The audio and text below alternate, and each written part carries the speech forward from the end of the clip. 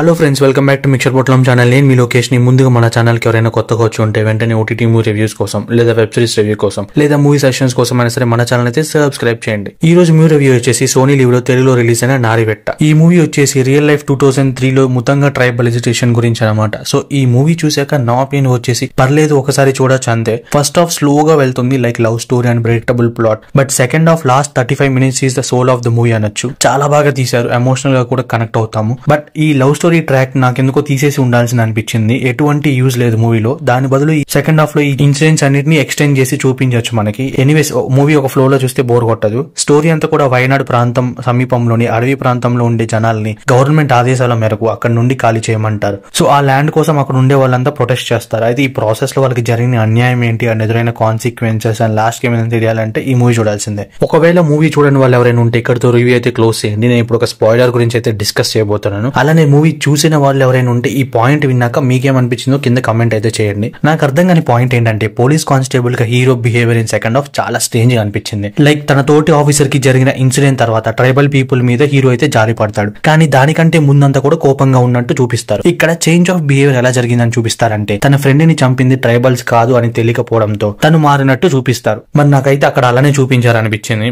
అలా కాకుంటే మరి కాస్త అక్కడ క్లారిటీగా మనం కూడా టొవినో థామస్ క్యారెక్టర్ తో కనెక్ట్ అయ్యేలా చూపించుండాల్సింది. సడన్ గా అలా మారిపోతే అందులోనూ మూవీ ఎండింగ్ లాస్ట్ 10 minutes లో చూపించేసరికి ఫాస్ట్ గా అయిపోగొట్టారనిపించింది.